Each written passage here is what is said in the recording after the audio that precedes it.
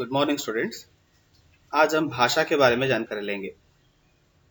ये आपका पहला क्लास है, तो शुरू करेंगे। भाषा मनुष्य समाज में रहता है। समाज में रहकर उसे अपने भावों एवं विचारों के आदान प्रदान की आवश्यकता होती है। इस कार्य में भाषा बहुत सहायक सिद्ध होती है। तो भाषा क्या है? भाषा वह साधन है जिसके माध्यम से मनुष्य अपने मन के विचारों, भावों एवं विचारों का आदान प्रदान करता है।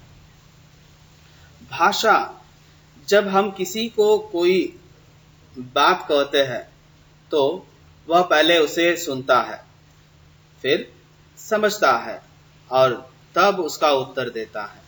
इस प्रकार भावों एवं विचारों का आदान प्रदान संभव हो जाता है। कभी कभी हम लोग लिखकर और लिखे हुए को पढ़कर भावों एवं विचारों का आदान प्रदान करते हैं। इस तरह भाषा का दो रूप है। भाषा के रूप के बारे में जानकारी लेंगे। तो भाषा के दो रूप है, एक है लिखित भाषा और एक मौखिक, मतलब मौखिक और लिखित। तो मौखिक भाषा किसे कहते हैं? मौखिक भाषा का वह रूप जिसमें भावों को बोलकर प्रकट किया जाता है, उसे मौखिक भाषा कहते हैं। जब हम अपने भाव और विचारों को व्यक्त करने के लिए, जैसे हम अपने दोस्तों के साथ या घर में अपने माँ बाप के साथ, भाई बहन के साथ, किसी के साथ कुछ कहना चाहते हैं, तो हम बोलकर व्यक्त करते हैं और उसे वो सुनते हैं। जैसे आपको पहले ही बताया गया कि हम कुछ कहने के लिए या कुछ बताने के लिए जो बोलकर व्यक्त करते हैं, उसे कहते हैं मौखिक भाषा। और दूसरा है लिखित भाषा। लिखित भाषा किसे कहते हैं? लिखित भाषा वह है भाषा का जो रूप जिसमें भावों का आदान प्रदान लिखित या लिखे हुए को पढ़कर प्रकट किया जाता है, उसे लिखित भाषा कहते हैं। भावों का वह रूप जो हम लिखित रूप में या लिखे हुए को पढ़कर जो समझाते हैं या सुनाते हैं, जो बोलते हैं, उसे हम लिखित भाषा कहते हैं। उदाहरण के लिए आप देख सकते हैं, आपके स्कूल में जो टीचर किताबों में जो कुछ भी है उसे पढ़कर आपको सुनाते हैं, तो वो लिखित भाषा है। और बोर्ड के ऊपर जो लिखा जाएगा उसे आप उसे देखकर लिख लेते हैं, वो भी लिखित भाषा में आ जाएगा। इन दोनों के अलावा और भी एक भाषा है मौखिक और लिखित भाषा के बाद। मौखिक और लिखित भाषा के बाद और एक जो भाषा का रूप है वह है सांकेतिक भाषा।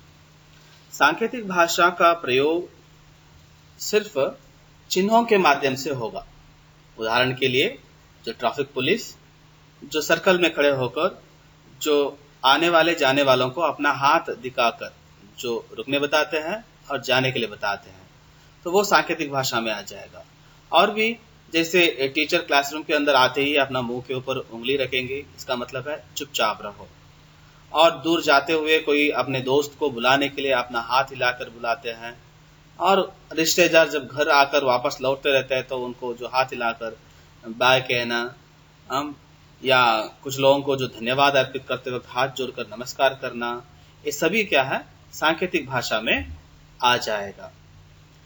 और आगे बढ़ेंगे। भारतीय संविधान में जो 22 भाषाओं को मान्यता प्रदान की गई है, वे है हिंदी,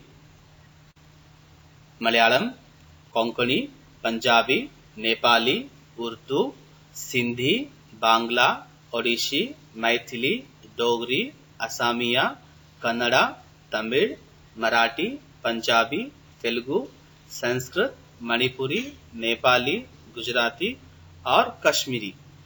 ये जो भारतीय संविधान द्वारा मान्यता प्राप्त जो प्रदान किए हुए भाषाएं हैं। इनके अलावा और भी बहुत सारे जो भाषाएं हैं जो अपने भारत में बोली जाती है, उनको संवैधानिक स्थानमान जो मान्यता प्रदान नहीं हुआ। कारण इतना ही कि उनके पास लिपि की कमी है, उनके पास लिपि नहीं है। तो लिपि किसे कहते हैं? लिपि वह है जो लिखने के लिए चिन्ह के रूप में इस्तेमाल करते हैं। वैसे देखेंगे तो हिंदी देवनागरी लिपि में लिखा जाएगा और कन्नड़ा द्राविड़ लिपि में।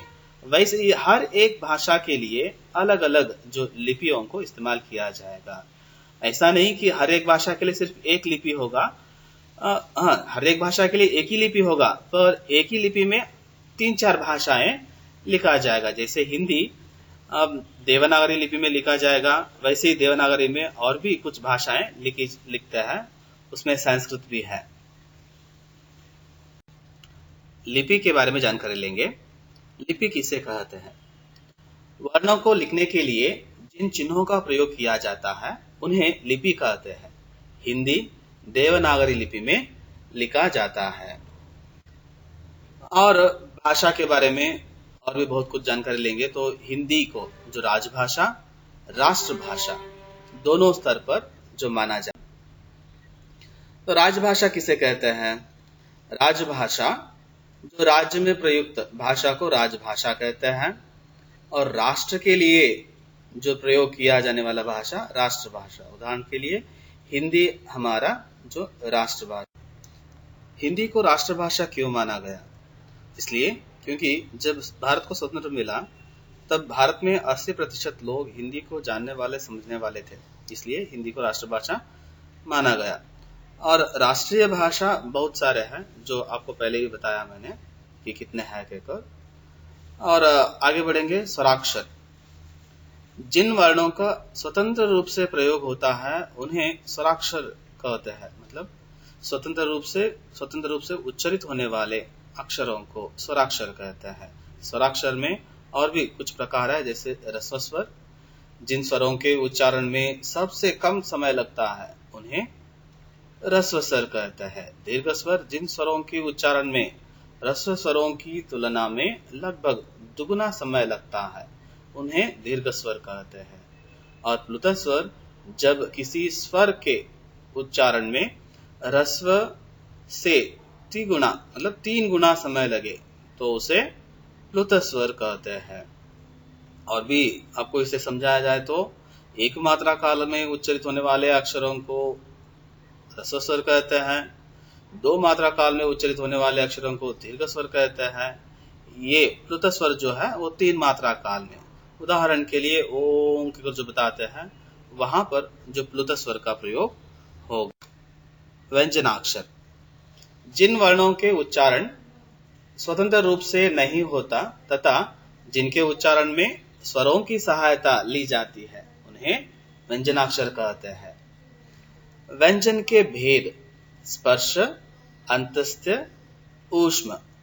स्पर्श में 25 अक्षर आ जाएंगे जो क, च, ट, त, प वर्ग, और अंतस्थ में य, र, ल, व, ऊष्म में श, श, स, ह।